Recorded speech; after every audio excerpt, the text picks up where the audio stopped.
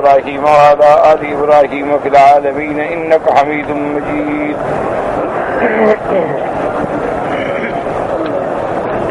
أعوذ بالله من الشيطان الرجيم. بسم الله الرحمن الرحيم.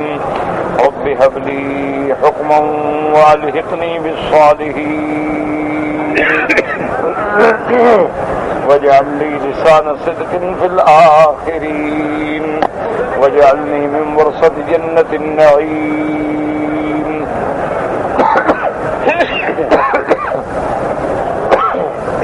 واغفر لأبي إنه كان من الضالين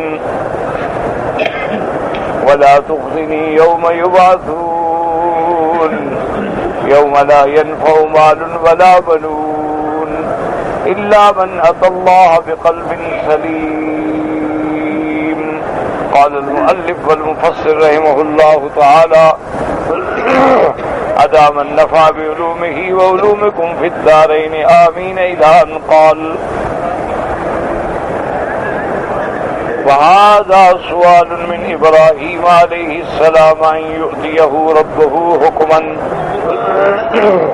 اب مفسر رحمۃ اللہ علیہ ان آیات کی تفسیر بیان فرماتے ہیں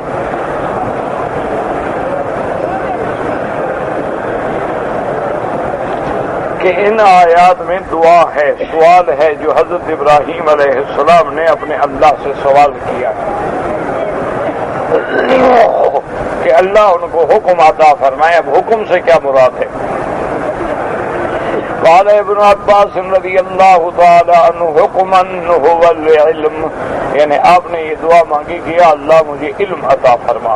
وقال اکرمۃ هو اللب، یعنی وہ خلاصہ جو ہے ہر چیز کا خلاصہ مغز. وقال مجاہد هو القرآن، حضرت مجاہد رحمۃ اللہ علیہ نے فرمایا کہ اس کی مراد حضرت کی یہ تھی کہ علم قرآن عطا فرمائے، کیونکہ جو بھی کتاب ہے، جیسے قرآن اللہ کی کتاب ہے، تورات بھی اللہ کی کتاب ہے، انجیل بھی اللہ کی کتاب. وقال سدی هو النبوۃ، حضرت سدی نے فرمایا کہ حکم سے مراد ہے کہ اللہ مجھے نبوت عطا فرمائے. لیکن یہ سارے اقوال جو ہیں وہ درست ہیں. لفظ حکم جو ہے سب کو شامل ہے، نبوت کو بھی شامل ہے اور علم کو بھی شامل ہے، اور اللہ تبارک و تعالیٰ کے علوم قرآن کو بھی شامل ہے. وقوله وَأَلْحِقْنِي بِالصَّالِحِينَ، معنی یہ ہوتا ہے، یہ معنی نہیں ہوتا کہ مجھے مثلا ابھی موت دے کے صالحین میں پہنچا دیں، معنی کہ صالحین کی صحبت نصیب فرما، کہ دنیا میں بھی ہم صالحین کے ساتھ رہیں اور آخرت میں بھی ہمارا انجام جو ہے وہ صالحین کے ساتھ. جیسے دعا مانگتے ہیں وَتَوَفَّنَا مَعَ الْأَبْرَارِ، تو یہ معنی نہیں ہوتا کہ جہاں ایک آدمی فوت ہو ہمیں بھی فوت کر دیں. معنی یہ ہوتا ہے کہ ہماری موت، ہماری حیات، ہمارا خاتمہ، ہمارا اٹھنا، ہمارا بیٹھنا جو ہے وہ اللہ والوں کے ساتھ ہو، صالحین کے ساتھ ہو. تو یہ ہمیشہ اصول ہوتا ہے کہ جتنا صحبت صالحین سے اصلاح ہوتی ہے اتنا کتابیں پڑھنے سے اصلاح نہیں ہوتی. ہاں اگر کسی کو صالحین کی صحبت میسر نہ ہو تو اس کے لیے پھر چاہیے کہ وہ صالحین کی کتابوں کا مطالعہ کرے.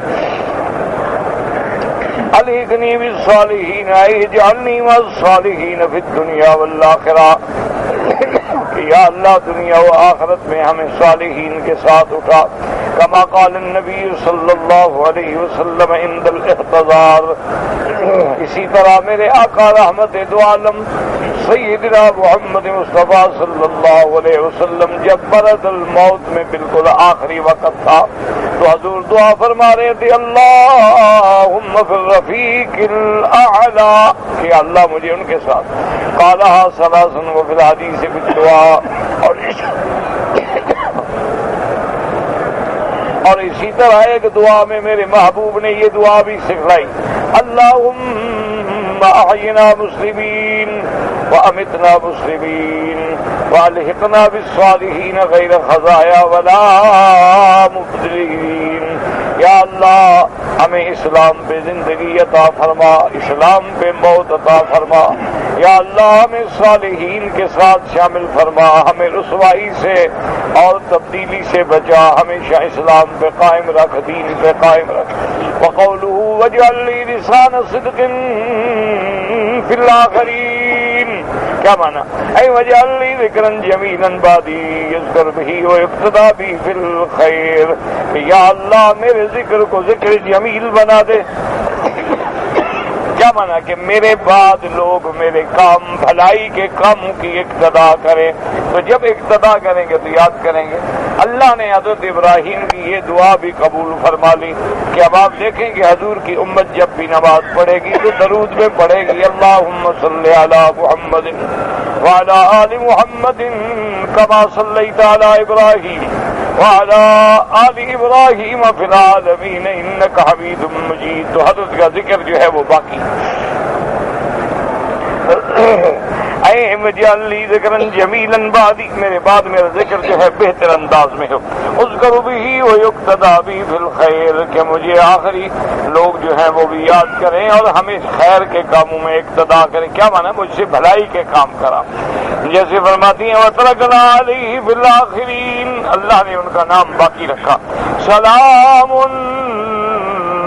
علی ابراہیم کذالک نجزی المحسنین۔ اللہ فرماتے ہیں ہم اسی طرح نیک لوگوں کو، صالحین کو بدلہ دیتے ہیں کہ ان کا دنیا و آخرت میں ہم نام جو ہے وہ بلند کر دیتے ہیں۔ آج آپ دیکھیں کہ جتنے انبیاء گزرے سب کا نام باقی، جتنے صحابہ ہیں، جتنے تابعین ہیں، ائمہ محدثین ہیں، ائمہ فقہا ہیں، جتنا اولیاء اللہ ہیں، جب بھی کوئی نام لے گا تو کہے گا رضی اللہ عنہم یا رحمت اللہ علیہ۔ قال مجاہد وقتادہ وجعل لی لسان صدق فی الآخرین، یعنی الثناء الحسن، یا اللہ میرے بعد جو لوگ آئے وہ میرے بارے میں اچھے کلمات ادا کرے۔ قال مجاہد کا قولہ تعالی وآتیناہ فی الدنیا حسنۃ الآیہ وآتیناہ اجرہ فی الدنیا الآیہ۔ قال لیس بن ابی سلیم کل ملت تحبہ وتتولاہ، اللہ نے حضرت ابراہیم کی محبت ایسے دلوں میں رکھی کہ ہر ملت دعویٰ کرتی ہے محبت کا، یہود بھی دعویٰ کرتے ہیں، نصارہ بھی دعویٰ کرتے ہیں، مشرکین بھی دعویٰ کرتے ہیں، گو ان کے دعوے جھوٹے ہیں۔ قال اکرم قولہ تعالی وجعلنی من ورثۃ جنۃ النعیم، اے انعم علی فی الدنیا ببقاء ذکر الجمیل بعدی وفی الآخرۃ بان تجعلنی من ورثۃ جنۃ النعیم، یعنی حضرت ابراہیم نے دعا مانگی کہ یا اللہ دنیا میں بھی مجھ پہ احسان فرما کہ میرا ذکر جمیل میرے بعد باقی رہے، اور آخرت میں بھی احسان فرما مجھے جنت کا وارث بنا۔ وقولہ واغفر لأبی انہ کان من الضالین الآیہ کا قولہ تعالی ربنا اغفر لی ولوالدی وللمؤمنین یوم یقوم الحساب، وہذا مما رجا عنہ ابراہیم علیہ السلام۔ یہ دعائیں آپ مانگتے رہے جب تک کہ آپ کو امید تھی کہ آپ زندہ ہیں، شاید اللہ ہدایت عطا فرما دے،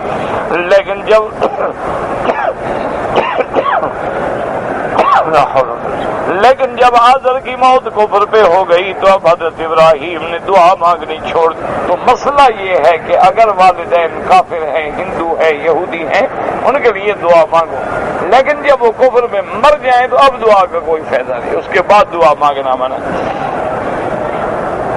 جیسے اللہ نے فرمایا وما كان استغفار ابراہیم لابیہ الا عن موعدۃ وعدها اياه فلما تبين له انه عدو لله تبرأ منه ان ابراہیم لأواہ حلیم۔ ایک مدت تک، اس کے بعد آپ نے چھوڑ دیا۔ وقد قضى تعالی الالحاق فی استغفارہ لابیہ فقال تعالی، اب اللہ نے منع فرما دیا کہ وہ کفر میں مر گئے، اب استغفار کا فائدہ کوئی نہیں۔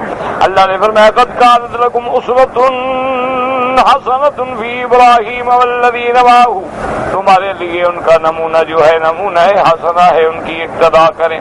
وما املک لک من اللہ من شیء، اب انہوں نے یہ دعا بھی مانگی تھی ولا تخزنی یوم یبعثون، اے اجرنی من الخزي یوم القیامہ یوم یبعث الخلائق اولهم وآخرهم انہوں نے دعا مانگی اللہ قیامت والے دن کی رسوائی سے بچا لینا، جس دن میدان قیامت میں اولین و آخرین ہوں، یا اللہ اس دن کی رسوائی سے محفوظ فرمانا۔ وقال البخاری عند هذه الآیہ، اس آیت پر امام بخاری رحمۃ اللہ علیہ نے یہ لکھا ہے، قال ابراہیم ابن طہمان عن ابن ابی ذئب عن سعید ابن ابی سعید المقبری عن نبی ہریرہ رضی اللہ تعالی عنہ عن النبی صلی اللہ علیہ وسلم قال يلقى ابراہیم یوم القیامت اباہ علیہ الغبرۃ والقطرہ، حضرت ابراہیم قیامت والے دن اپنے ابا کو دیکھیں گے لیکن وہ بوجہ کفر کے ان کے اوپر غبار ہوگا اور ان کے اوپر سیاہی ہوگی کفر کی وجہ سے، جیسے کیوں قیامت والے دن اللہ ایمان والوں کو بشارت دیں گے، ان کے چہروں پہ رونق ہوگی، مسکراہٹ ہوگی، خوشی ہوگی، وجوہ یومئذ ضاحکۃ مسفرۃ ضاحکۃ مستبشرہ ووجوہ یومئذ علیہا غبرۃ ترہقها قترہ اولئک هم الکفرۃ الفجرہ۔ وفی روایت اخری حدثنا اسماعیل حدثنا اخی عن ابن ابی ذئب عن سعید المقبری عن نبی ہریرہ رضی اللہ تعالی عنہ عن النبی صلی اللہ علیہ وسلم يلقى ابراہیم اباہ ويقول یا ربی انک وعدتنی اللہ تخزنی یوم یبعثون۔ قیامت والے دن جب حضرت ابراہیم اپنے ابا کو دیکھیں گے جہنمیوں میں تو عرض کریں گے مولا آپ نے تو وعدہ فرمایا تھا کہ مجھے رسوا نہیں کریں گے، یہ دیکھیں میرے باپ کا کیا حال ہے، لیکن اللہ فرمائے گا انی حرمت الجنت علی الکافرین، کہ ابراہیم میرا فیصلہ ہے میں نے جنت حرام کر دی ہے کافروں پر۔ هكذا رواه عند هذه الآية وفي أحاديث الأنبياء بهذا الإسناد بعينه منفردا به ولفظه يلقى إبراهيم أباه آذر يوم القيامة وعلى وجه آذر قطرة وغبرة فيقول له إبراهيم ألم أقل لك لا تعصيني فيقول أبوه فاليوم لا أعصيك ويقول إبراهيم يا رب إنك وعدتني ألا تخزني يوم يبعثون وأي خزي نخزى من بالأبعد۔ اب اس روایت میں آتا ہے کہ حضرت ابراہیم اپنے ابا آذر کو قیامت کے دن ملیں گے، جب ان کے چہرے پہ غبار دیکھیں گے، سیاہی دیکھیں گے تو ابراہیم کہیں گے الم اقل لکا، ابا میں نے تمہیں دنیا میں کہا تھا کہ میری نافرمانی نہ کریں، میرے دین پہ آ جائیں، توحید کا اقرار کر لیں، بتوں کی عبادت چھوڑ لیں۔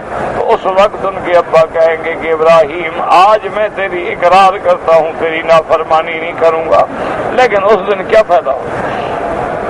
پھر ابراہیم دعا مانگے کہ یا رب انک وعدتنی اللہ تخزنی یوم یبعثون، کہ میرا اللہ تیرا وعدہ ہے کہ میں انبیاء کو میدان محشر میں رسوا نہیں کروں گا، اس سے بڑی رسوائی کیا ہوگی کہ میرا باپ جو ہے وہ جہنمیوں میں کھڑا ہے۔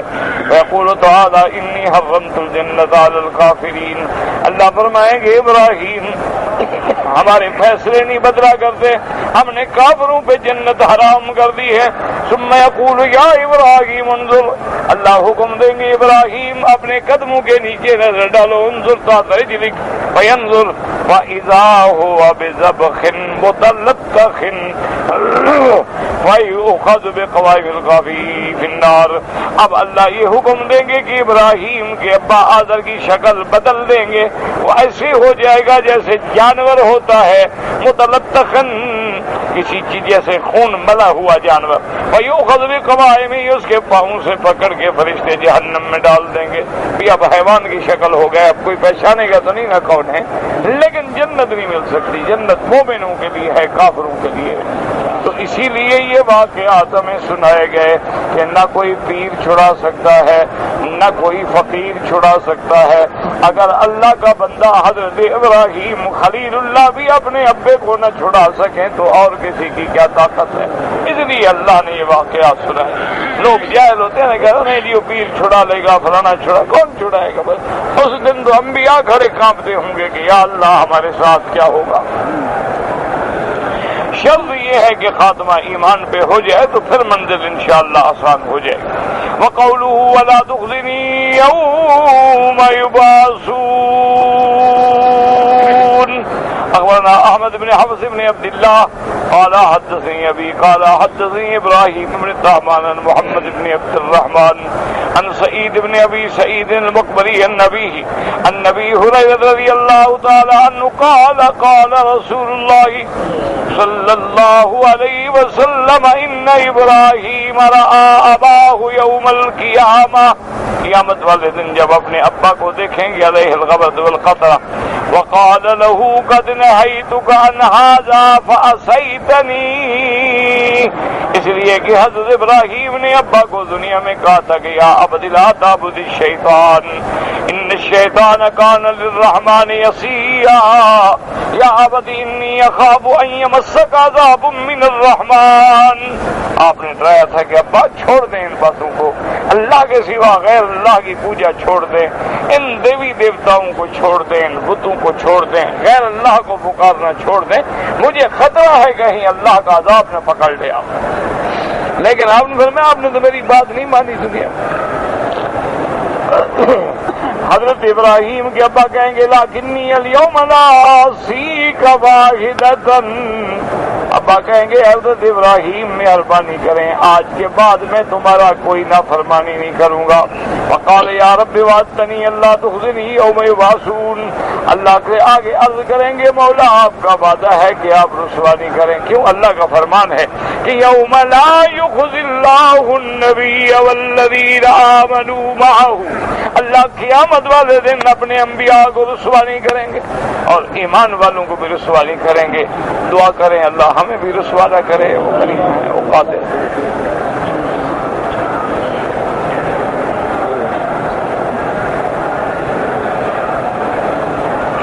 اس لیے محبوب دو عالم کی ایک چھوٹی سی دعا ہے, بڑی جامع اور مانے آدمی اگر 24 گھنٹے میں کبھی کبھی دل سے پڑھ لیا کرے.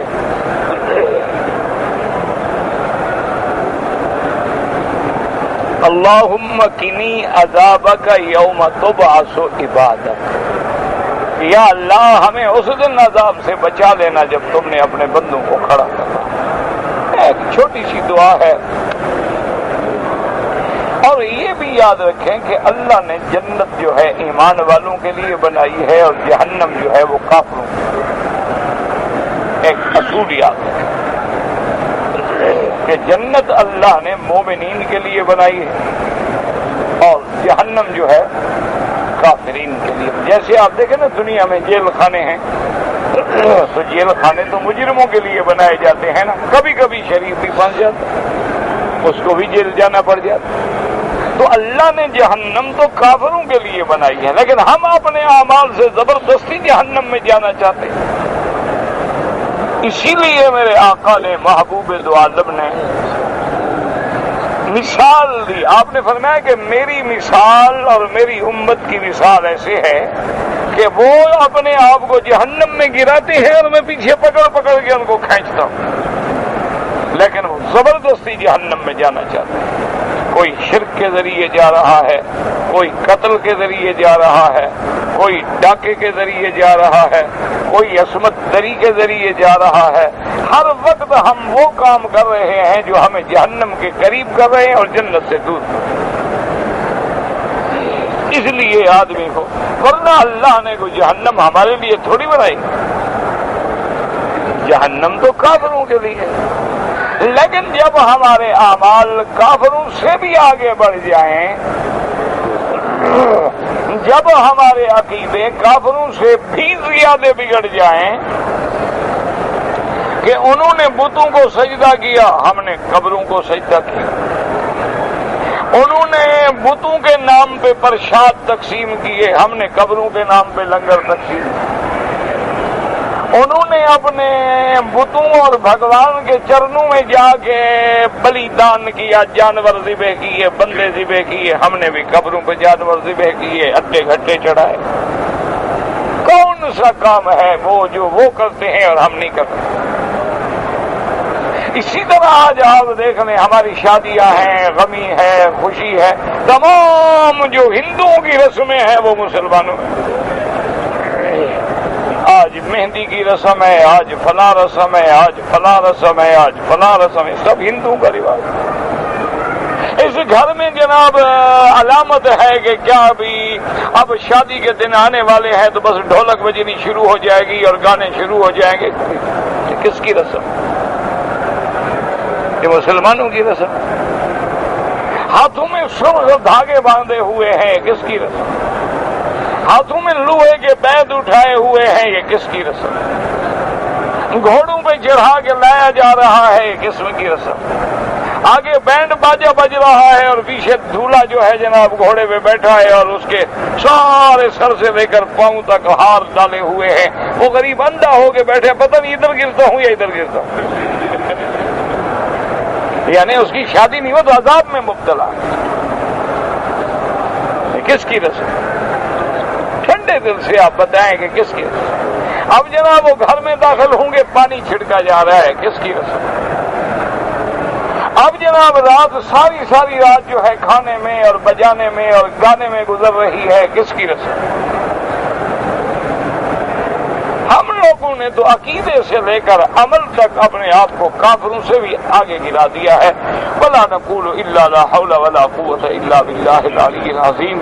اب بڑے سے بڑے وہ چند گھرانے ہوں گے جو اسلام پہ قائم ہیں، ورنہ تو ہر آدمی اپنے معاشرے میں اتنا مجبور ہو گیا۔ اچھا بندہ مر جائے، مجال ہے کہ تیسرے دن کل خوانی نہ ہو، بڑے سے بڑا موحد ہو، دیوبندی ہو، تبلیغی ہو، کل خوانی کرے گا۔ وجہ کیا ہے کہ معاشرہ جینے نہیں دے گا، علاقہ جینے نہیں دے گا۔ دیکھو جی باپ مر گیا، کل بھی نہیں کیا۔ وہ خوشی سے نہیں کر رہا، وہ تو عذاب میں آیا۔ اس کو پتا ہے کہ یہ بدعت ہے، احداث ہے، حرام ہے، ناجائز ہے، گناہ ہے۔ کھلانا بھی حرام ہے، کھانے والے بھی حرام کھا رہے ہیں۔ کس کی جائیداد ہے؟ کس کے پیسے سے کھا رہے ہو؟ میت کے پیسے سے۔ تو اس کا تو ورثہ تقسیم ہی نہیں ہوا، تو پیسے خیرات کیسے کر رہے ہو؟ اچھا اگر ورثہ تقسیم بھی ہو جائے، جو نابالغ بچے ہیں وہ تو اجازت ہی نہیں دے سکتے جب تک بالغ نہ ہوں۔ تو کون سا پیسہ آپ لگا رہے ہیں؟ اگر کوئی ایک بڑا بیٹا لگا رہا ہے تو یہ کون سی ضرورت ہے کہ لازمی تیسرے دن لگائے؟ پھر جمعراتیں آ جائیں گی، 7 جمعراتیں۔ اچھا اس سے پوچھو، وہ کہتا ہے جناب میں جانتا ہوں بدعت ہے، ناجائز ہے، لیکن کیا کروں، مجھے علاقہ جینے نہیں دے گا۔ ہر آدمی جانتا ہے کہ داڑھی منڈانا گناہ ہے، اس کے لیے کسی مولوی کی ضرورت نہیں، دیوبندی بریلوی کی ضرورت نہیں۔ ہر کلمے پڑھنے والے کو پتا ہے کہ میرے مدنی محبوب کی داڑھی تھی۔ اور میں نے جو اس طرح پھروایا ہے یہ انبیاء کی شکل نہیں، یہ کافروں کی شکل بنا رہا ہوں۔ ہر بندے کو پتا ہے، لیکن کہتا ہے ٹھیک ہے جی، بیوی راضی نہیں ہوتی، اللہ کا نبی ناراض ہوتا ہے، ہو جائے۔ ہم نے بیوی سے گزارا کرنا ہے، نبی کے ساتھ تھوڑا گزارا کرنا ہے۔ کتنے بندے ہیں اللہ کے کعبے میں بیٹھے ہو جو کہہ سکیں کہ میری بیوی نماز پڑھتی ہے، یا میری بیوی کو دعائے قنوت آتی ہے، یا ہمارے چھوٹے بچے جو ہیں ان کو نماز آتی ہے، ان کو گانے سارے یاد ہیں، ان کو جتنے ایکٹر ہیں ان کے نام، دادا بابا ماں نسب یاد ہیں، ان کو جتنے آج کل موبائل میں نئے نئے آئی ڈی اور گیمز آ رہی ہیں ان سب کے حافظ ہیں۔ کہو الحمدللہ پڑھو، ہاں نہیں آتا جی۔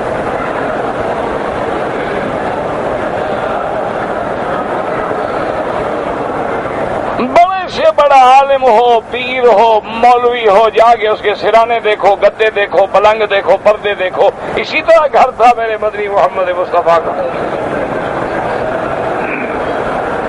نہ حضور کے گھر میں پردے لگے ہوئے تھے، حضور کے گھر میں صوفے بچھے ہوئے تھے، حضور کے گھر میں تقسیم تھی کہ جناب یہ بیڈ روم ہے، یہ ڈائننگ روم ہے، یہ ڈرائنگ روم ہے، یہ لاؤنج ہے، یہ ٹی وی لاؤنج ہے، یہ بے حیائی لاؤنج ہے، یہ میک اپ روم ہے، یہ فلاں بکواس ہے.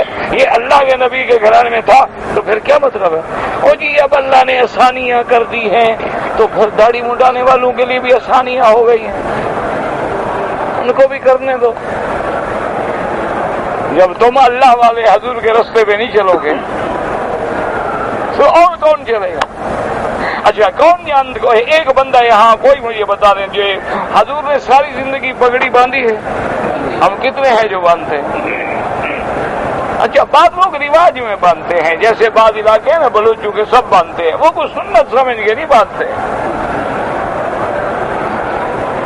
نماز نہیں پڑھتے تو سنت کا خیال تھوڑا آ گیا ان کو، تو فرض نماز ہی نہیں جانتے. ایک رواج ہے کہ وہاں پگڑی باندھی جاتی ہے، سوڈان میں پگڑی باندھی جاتی ہے، پورٹ سوڈان میں پگڑی باندھی جاتی ہے، باندھتے. وہ رواجن ہے، عبادتن یا سنتن نہیں باندھتے ہیں. اچھا ان کی بڑی بڑی داڑیاں ہوتی ہیں، وہ بھی رواج ہے کہ اس علاقے میں اس کو مرد ہی نہیں سمجھا جاتا جو داڑھی نہ رکھے، جیسے سکھ رکھتے ہیں، وہ سنت سمجھ کے تھوڑی رکھ رہے ہیں. رواج ہے، عادت ہے داڑھی بڑھانے کی، بڑھا رہے ہیں. عادت ہے داڑھی منڈانے کی، منڈا رہے ہیں. کسی کو محمد مدنی سے پیار نہیں.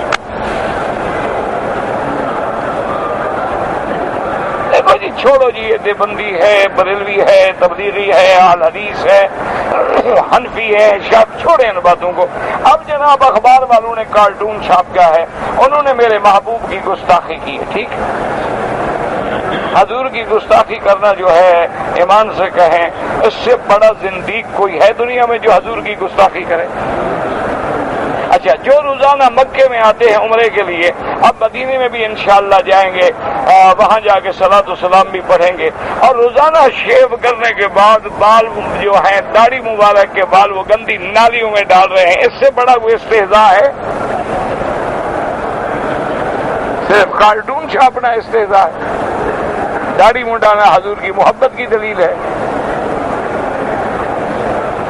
بس ٹھیک ہے، جیسے رواج کھڑا ہے بڑا جرت کر کے جناب الصلاۃ والسلام علیکہ یا رسول اللہ، ابھی داڑھی منڈوا کے حاضر ہوا ہوں یا رسول اللہ، ابھی کلین شیو کرایا ہے.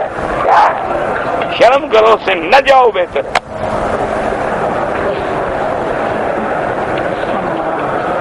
اس سے نہ جانا بہتر ہے. میں بالکل آپ کو کہتا ہوں کہ اگر آدمی نے گستاخ رسول بن کے نبی کے سامنے کھڑا ہونا ہے تو نہ جائے.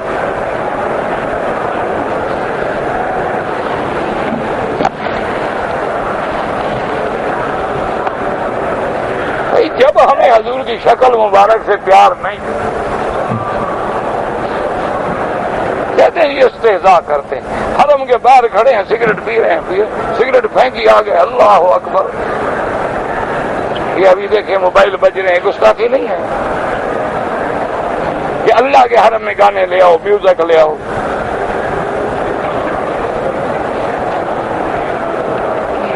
بس دعا کریں. بہرحال میرا حال تو خراب ہے، آپ اچھے ہوں گے. دعا کریں اللہ بخش دے. اللہ کریم ہے، وہ رحمت کے ساتھ جنت دے دیں. وہ ارحم الراحمین ہیں، وہ مہربانی فرماتے ہیں. اگر کتوں کو بھی تو رزق دیتے ہیں نا، خنزیروں کو بھی رزق دیتے ہیں، جانوروں کو بھی دیتے ہیں. اگر ہم پر بھی رحم فرما کے معاف کر دیں تو کوئی کمی نہیں ہے اس میں. ورنہ میرا حال تو خراب ہے، آپ اچھے ہوں. میں آپ پر طنز نہیں کر رہا، میں تو اپنا رونا رو رہا ہوں کہ نہ ہمارے گھروں میں طاقت ہے کہ بچوں کو دین کی بات کہہ سکیں. نہ کوئی آدمی اپنی بیوی کو نماز کا کہہ سکتا ہے، نہ بیٹی کو، نہ بیوی کو، نہ بچے کو. کوئی فیشن ہے، رسالے ہیں، فلمیں ہیں، فوٹو ہیں. اللہ کا عذاب ہے گھر بھرے ہوئے. گو ہم رحمت کے مستحق نہیں ہیں، لیکن ارحم الراحمین. اس لیے کہتے ہیں کہ میں اب ابراہیم علیہ السلام کے ابا کہیں گے کہ آج کے بعد میں نافرمانی نہیں کہوں گا، تو اب وہ دعا کریں گے. اللہ فرمائیں گے ابراہیم انی حرمتها علی الکافرین فاخذ منه قال یا ابراہیم این ابوک قال انت اخذته منی قال انظر اسفل منک فنظر اللہ پاک فرمائیں گے دیکھو ابراہیم ابا کہاں ہے تمہارا؟ جب وہ دیکھیں فَإِذَا ذِبْخٌ يَتَمَرَّغُ فِي نَتَنِهِ، علماء کہتے ہیں کہ وہ ایسا ایک گندا جانور ہے، بن جائے گا جو اپنی بدبو اپنا پاخانے میں الجھا ہوا ہوگا، لتھڑا ہوا ہوگا۔ فَأَخَذَ بِقَوَائِمِ فُلْكِهَا فِي النَّارِ وَهَذَا إِسْنَادٌ غریب۔ اب مفسر کہتے ہیں وَفِيهِ الذَّبْحُ، ذبح کہتے ہیں وَالذَّكَرُ مِنَ الذَّبَحِ، جانور ہے اور كأنه حول عادل صورت ذبح متلطخ بأذرته ويلقى في النار كذلك، وقد رواه البزار بلسان من حديث حماد بن سلمة ومحمد بن سيرين به النبي فيه غرابة، ورواه أيضا من حديث قتادة عن جابر بن عبد الله بن النبي سعيد النبي صلى الله عليه وسلم يوم لا ينفع مال ولا بنون، میرا اللہ وہ قیامت کا ایسا دن ہوگا جس دن دولت بچے کام نہیں آئیں گے۔ اے لا یقی المرء من عذاب اللہ ما له ولو افتدى بمثل الارض ذهبا، قیامت کا دن ایسا سخت ہوگا کہ اگر پوری زمین سونے کی بھر کے بدلے میں دے دے تب بھی عذاب سے نجات نہیں ملے گی۔ ولا بنون، اپنے لڑکے بدلے میں دے دے کہ میرے لڑکے کو عذاب دو مجھے چھڑا لو، وہ بھی کام نہیں آئیں گے۔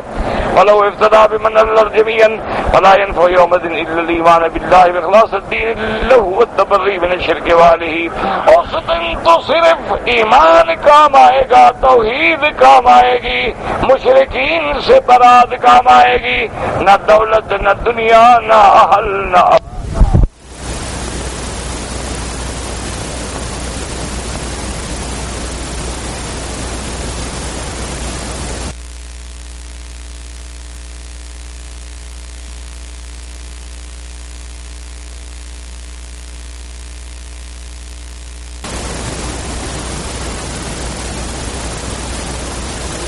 دو عالم سیدنا محمد مصطفیٰ صلی اللہ علیہ وسلم نے فرمایا یا فاطمہ تصدی من مالی ما شئت، حضور نے فرمایا میری بیٹی فاطمہ جو کچھ دنیا میں مانگو میں دینے کے لیے تیار ہوں، لیکن آخرت میں عمل لے کے جانا۔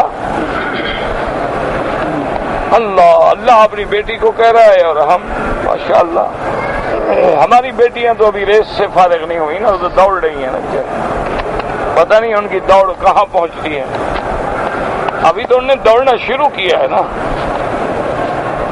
انا للہ و انا الیہ راجعون۔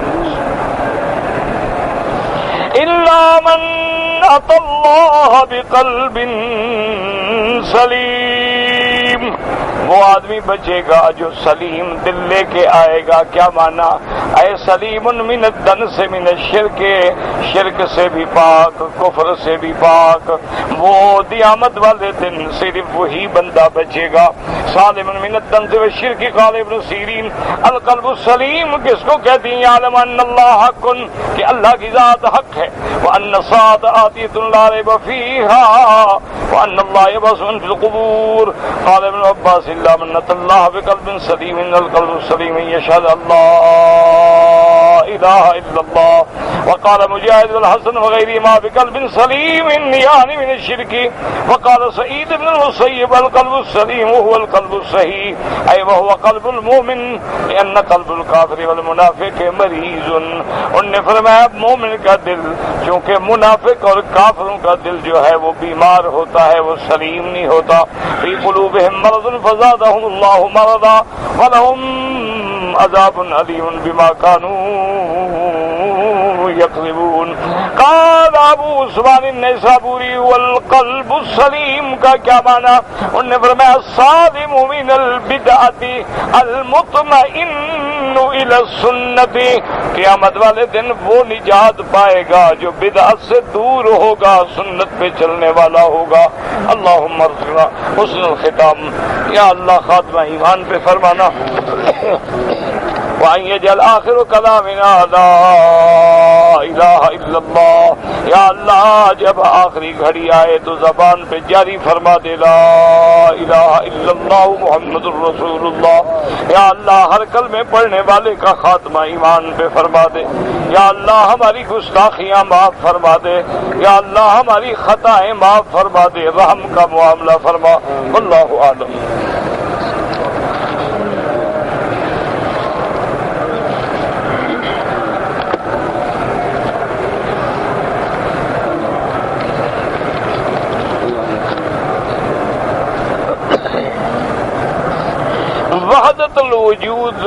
یا یہ مسئلے جو ہیں ان کا قرآن و حدیث سے کوئی تعلق نہیں، یہ علماء تصوف کی اصطلاحیں ہیں اور قول اولیاء در شریعت حجت نیست۔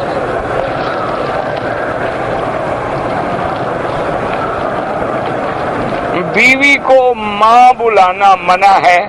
ہاں بالکل، بیوی کو اگر کہے کہ تم مجھ پہ ایسے حرام ہو جیسے میری ماں، تو حرام ہو جائے گی، جب تک کفارہ ادا نہ کرے وہ بیوی حلال ہی نہیں ہو۔ اور پھر بیوی کو آخر ماں کیوں کہے؟ وجہ بتاؤ نا، وجہ کیا ہے؟ معنی یہ ہوتا ہے کہ جیسے ماں مجھ پہ حرام ہے، بہن مجھ پہ حرام ہے، تم بھی مجھ پہ حرام ہو۔ اچھا، خدا کی قدرت ہے کہ پہلے دور میں ابتدائی اسلام میں جو بندہ یہ کہہ دیتا تھا بیوی کو کہ تم میری ماں کے برابر ہو، وہ ہمیشہ کے لیے تحریم مؤبد ہو جاتی تھی، حلال ہونے کا راستہ ہی نہیں تھا۔ اسی لیے قرآن میں بھی آتا ہے کہ ایک عورت آئی حضور کی خدمت میں، اس نے آگے عرض کیا کہ یا رسول اللہ صلی اللہ علیہ وسلم کہ میرے خامند نے مجھے ماں کہہ کے حرام کر دیا ہے، یا رسول اللہ میں بوڑھی ہو گئی، یا رسول اللہ میرے 5 بچے ہیں، اب اس کے بعد کون میرے ساتھ شادی کرے گا؟ میں کہاں جاؤں گی؟ میرا فیصلہ کرے۔ حضور نے فرمایا بی بی تیرے حق میں ابھی کوئی آیت نازل نہیں ہوئی، تو حضور سے لڑتی جھگڑتی۔ حضور فرمایا اللہ کی بندی، اللہ کا حکم آئے گا تو میں فیصلہ کروں گا۔ وہ کہے کیوں نہیں آیا؟ بہرحال اس نے کہا کہ یا رسول اللہ اب میرا فیصلہ نہیں کرتے، اب میں اللہ کے آگے جا کے درخواست دیتی ہوں۔ اللہ نے قرآن نازل کیا قد سمع اللہ قول التی تجادلک فی زوجہا۔ اللہ نے فرمایا میرے محبوب، ہم نے اس عورت کا جھگڑا سن لیا ہے جو اپنے خامد کے بارے میں جھگڑ رہی تھی۔ وتشتکی الی اللہ واللہ یسمع تحاورکما۔ اللہ نے سب سن لیا ہے، اب ہم نے راستہ پیدا کر لیا ہے کہ اگر کوئی بندہ ایسی بات کہہ دے تو وہ ایک غلام آزاد کر دے، اگر نہ کر سکے تو 2 مہینے کے روزے رکھ لے یا 60 مسکینوں کو کھانا کھلا دے تو بیوی حلال ہو جائے گی۔ تو اللہ نے ایک راستہ بنا دیا ہے، لیکن احتیاط کیا کریں کہ ایسا نہ ہو یہ اچھا غصہ ہے کہ غصے میں بیوی کو ماں بنا دو۔ اسی لیے حکم ہے نا کہ غصہ نہ کیا کرو، غصہ بڑی بری چیز ہے۔ اگر آدمی کو غصہ آ رہا ہے تو غصہ جو ہے نا یہ شیطانی آگ ہے، اسی لیے دیکھیں نا آدمی غصے میں آنکھیں سرخ ہو جاتی ہیں، چہرہ سرخ ہو جاتا ہے کہ نار تتولد، ایک آگ ہے جو اندر بھڑکتی ہے۔ تو اس کے قابو پانے کا علاج کیا ہے؟ کھڑے ہیں تو بیٹھ جائیں، بیٹھے ہیں تو لیٹ جائیں، پانی پی لیں، وضو کر لیں، 2 رکعت نماز پڑھ لیں، درود شریف پڑھنا شروع کر دیں، سب غصہ ختم ہو جائے گا۔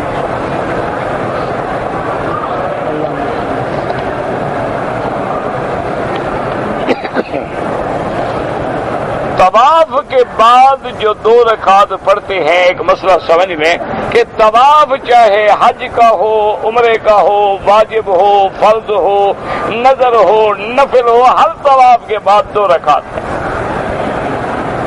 اب اس کا فرق یہ ہے کہ امام ابو حنیفہ رحمت اللہ علیہ کے نزدیک یہ 2 رکعت جو ہیں یہ واجب طواف ہیں، یہ نہ نفل ہے نہ سنت ہے بلکہ واجب ہیں۔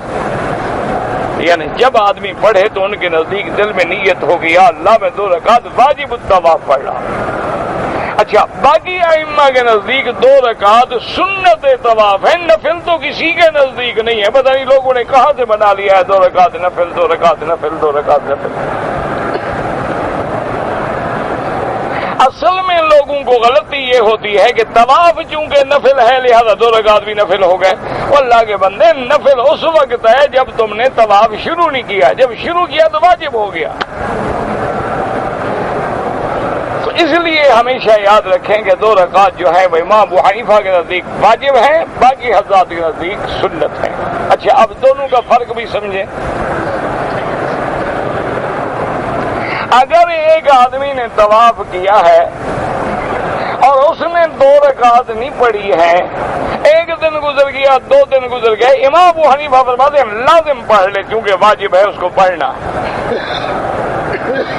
باقی ائمہ کے نزدیک اتنا ہے کہ پڑھے گا تو ثواب ہے، نہیں پڑھا تو 2 رکعت سنت کا ثواب نہ ملا، طواف ہو گیا۔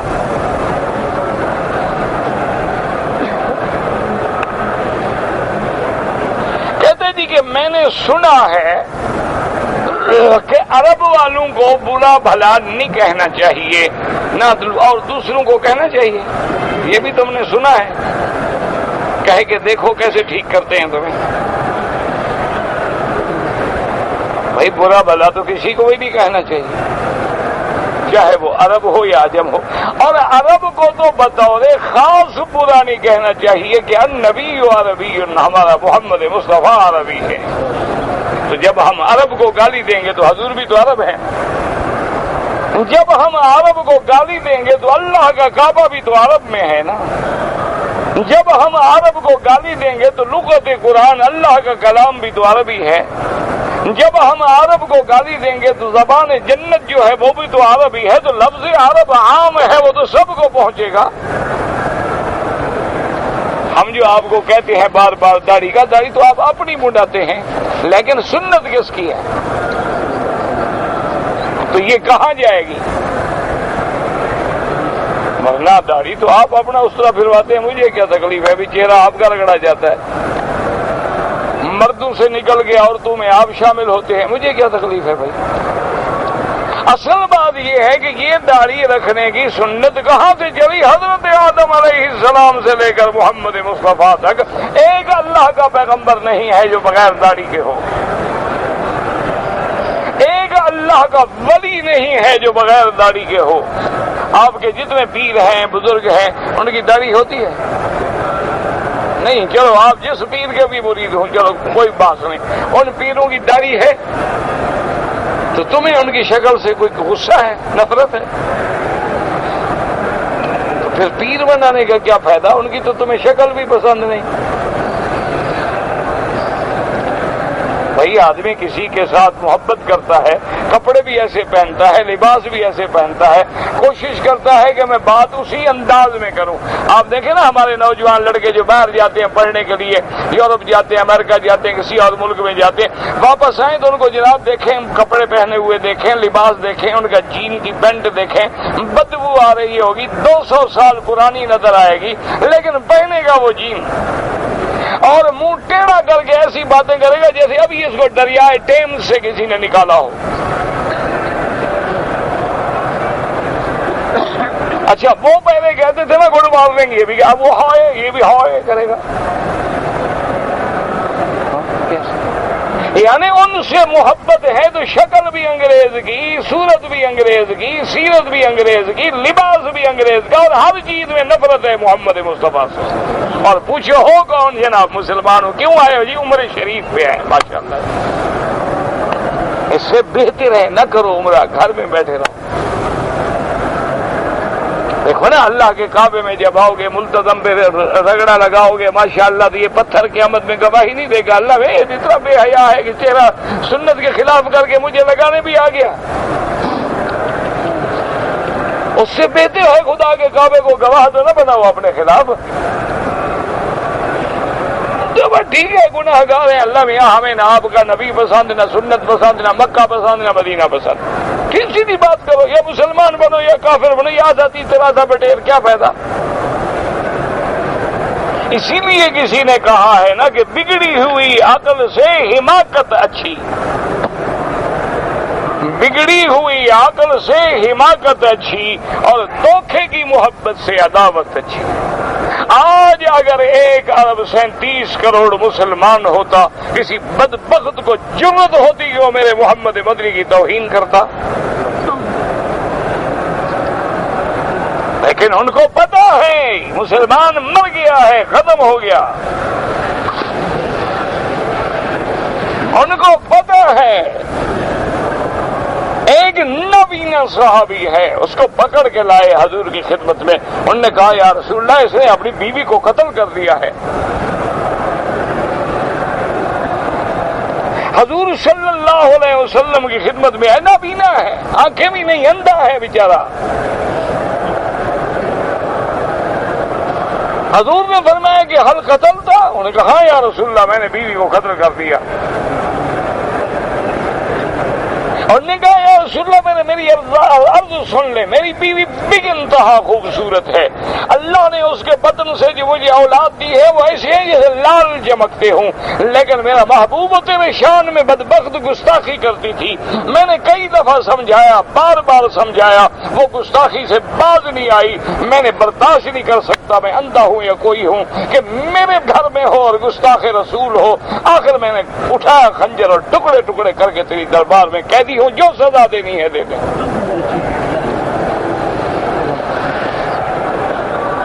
اندھا ہے، اندھا نابینا ہے، لیکن دل میں ایمان ہے۔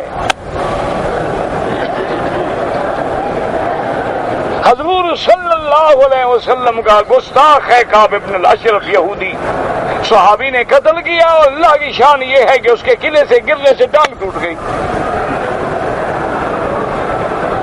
سب ساتھیوں نے کہا گستاخ رسول تو جہنم پہنچ گیا، مر گیا، مرا گیا، چلو تمہیں لے کے اٹھا۔ انہوں نے کہا مجھے چھوڑ دو، جب تک میں کانوں سے سنوں گا نہیں نا اس کے گھر سے اس کی موت کا اعلان نہ ہو، میرا دل ٹھنڈا نہیں ہوگا، مجھے رہنے دو، میں مر جاؤں گا، لیکن گستاخ رسول کا انجام سننے کے بعد چلوں گا۔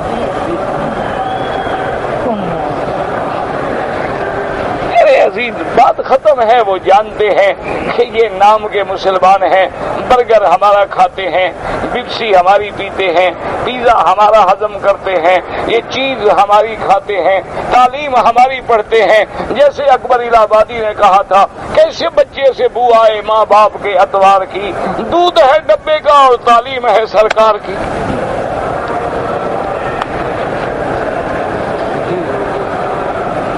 سنا نہیں ہے جی، آپ نے عرب کو گالی دینا بہت بڑا گناہ ہے، اور فرمایا حضور نے من غشا، جس نے عرب کو دھوکہ دیا ایسے گل جائے گا جیسے نمک پانی میں گل جاتا ہے۔ تہجد کی کم از کم جو ہے میرا بھائی، تہجد میں سنت یہ ہے کہ 8 رکعت پڑھیں، 4 رکعت، بعد میں 3 رکعت وتر پڑھیں۔ اگر 8 رکعت نہ پڑھ سکیں اور 4 رکعت پڑھنے کا موقع ملے پڑھ لیں، اگر 4 رکعت پڑھنے کا موقع بھی نہ ملے 2 رکعت پڑھنے کا موقع ملے پڑھ لیں، تاکہ نام تو شمار ہو جائے کہ تہجد پڑھنے والوں میں ہے۔ اور کیا مشکل ہے، آج کل دیکھیں نا، مثال کے طور پہ صبح کو تقریباً آج کل جو ہے 4:30 بجے اذان ہوتی ہے۔ اگر آپ 4 بجے اٹھیں گے، حمام جائیں، وضو کریں، آپ نماز اذان سے پہلے 4 رکعت بھی پڑھ لیں گے، حرم بھی آ جائیں گے، سنت بھی پڑھ لیں گے۔ 10-15 منٹ کی بات ہے نا، 15 منٹ لیٹ اٹھیں گے تو پھر آپ نہیں پڑھ سکیں۔ تو اگر 15 منٹ کی قربانی کر لیں تو آپ کا نام تہجد پڑھنے والوں میں شمار ہو جائے گا۔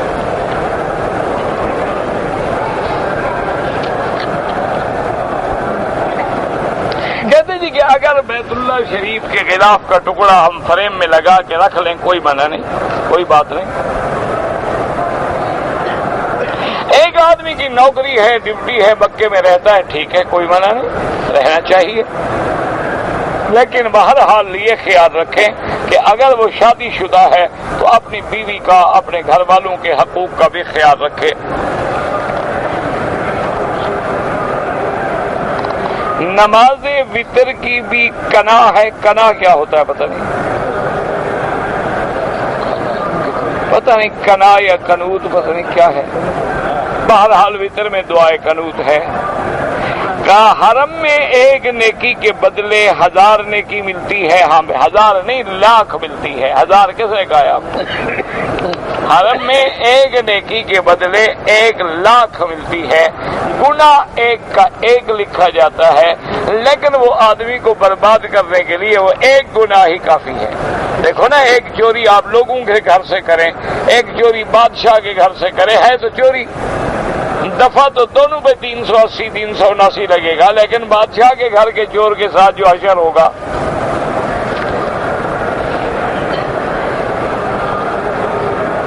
داڑھی منڈوانا اور کٹوانا بالکل دونوں حرام ہیں، ایک مشت داڑھی ہونی چاہیے۔ میں نے عمرہ کیا ہے، لیکن جب میں نے عمرے کا ارادہ کیا اور نیت کی تو مکروہ وقت تھا، یعنی عصر کے بعد کا وقت تھا، میں نے 2 رکعت نہیں پڑھی۔ بالکل ٹھیک کیا آپ نے، 2 رکعت پڑھنا ضروری نہیں، چاہے وقت ہو بھی تب تو 2 رکعت نہ پڑھو، کوئی بات نہیں، لبیک اللہم لبیک بس کافی ہے۔ 2 رکعت واجب الطواف نہیں پڑھی، طواف کیا، صفا مروہ کیا، حلق کروایا، 1 گھنٹے کے بعد یاد آئی بات، بعد میں پڑھ لی، بالکل ٹھیک ہے، کوئی بات نہیں، چاہے 1 دن کے بعد بھی پڑھ لو تب بھی کوئی بات نہیں، بالکل جائز ہے، کوئی منع نہیں ہے۔ طواف کرنے کے بعد 2 رکعت آپ نے نہیں پڑھی، آپ نے صفا مروہ دوڑے، پھر بھی بھول گئے، بعد میں یاد آیا، 1 گھنٹے بعد، 2 گھنٹے بعد، 1 دن بعد، 2 دن بعد، جب یاد آئے پڑھ لیں۔ اچھا اگر حرم میں بھی آنے کا موقع نہ ملے، جہاں ہوٹل میں کھڑے ہیں وہی وضو کر کے پڑھ لیں، کوئی دین میں آسانی ہے، دین کے اندر کوئی مشکل نہیں ہے۔ اللہم صلی علی سیدنا محمد وعلی آل سیدنا محمد كما صليت على إبراهيم وعلى آل إبراهيم في العالمين إنك حميد مجيد اللهم فرج هم المهمومين نفس كرب المكروبين واقض الدين عن المدينين واشفنا واشف مرضانا ومرضى المسلمين واشفنا واشف مرضانا ومرضى المسلمين واشفنا واشف مرضانا ومرضى المسلمين اللهم اجعل لي وللمسلمين من كل هم فرجا ومن كل ضيق مخرجا ومن كل بلاء عافيا اللهم احفظنا واحفظ اهلنا اولادنا اخواننا اخواتنا ازواجنا ذرياتنا بيوتنا وبيوت المسلمين عن الشرور والفتن والزلازل والمحن ما ظهر منها وما بطن يا حي يا قيوم برحمتك نستغيث يا حي يا قيوم برحمتك نستغيث يا حي يا قيوم برحمتك نستغيث اللهم اصلحنا واصلح بنا واصلح اولادنا واولاد المسلمين اللهم اصلح شبابنا وشباب المسلمين اللهم اصلح بناتنا وبنات المسلمين اللهم اصلح احوالنا واحوال المسلمين اللهم اصلح ذرياتنا وذريات المسلمين اللهم اجعلنا وجعلنا من عبادك الصالحين الناجحين الراشدين الفائزين برحمتك يا ارحم الراحمين یا اللہ بیماروں کو شفا عطا فرما، یا اللہ ہماری بیماریاں دور فرما، یا اللہ ہماری ظاہری باطنی روحانی جسمانی بیماریاں دور فرما، یا اللہ بیماروں کو شفا عطا فرما، یا اللہ بے حیاؤں کو حیا عطا فرما، یا اللہ بے دینوں کو دین عطا فرما، یا اللہ بے اولادوں کو اولاد عطا فرما، یا اللہ جن کی اولادیں ہیں ان کو صالح بنا، یا اللہ جن لوگوں نے دعاؤں کے لیے کہا ہے سب کی حاجتیں پوری فرما، یا اللہ جنہوں نے کبھی ہم پہ احسان کیا ہو ان کو اپنے خزانے غیب سے بدلہ عطا فرما، یا الہ العالمین ہمیں مانگنا نہیں آتا بغیر مانگے عطا فرما، یا اللہ پورے عالم میں ہدایت کی فضا پیدا فرما، یا اللہ پورے عالم میں ہدایت کی ہوائیں چلا دے، یا اللہ اسلام کا بول بالا فرما، یا اللہ گستاخان محمد مصطفیٰ کا منہ کالا فرما، یا اللہ ان پہ اپنا قہر نازل فرما، یا اللہ ان سے خود اپنے پاک نبی کی عزت و عظمت کا بدلہ لے لے، یا اللہ ہم عاجز ہیں گناہگار ہیں بدکار ہیں بدکردار ہیں، اپنی کمزوریوں کا گناہوں کا اعتراف کرتے ہیں، معافی عطا فرما، یا اللہ اسألک العفو والعافیہ اللہم انک عفو کریم تحب العفو فاعف عنا اللهم اجعل لنا وللمسلمين من كل هم فرجا ومن كل ضيق مخرجا ومن كل بلاء عافيا سبحان ربك رب العزة عما يصفون وسلام على المرسلين والحمد لله رب العالمين آمين برحمتك يا أرحم الراحمين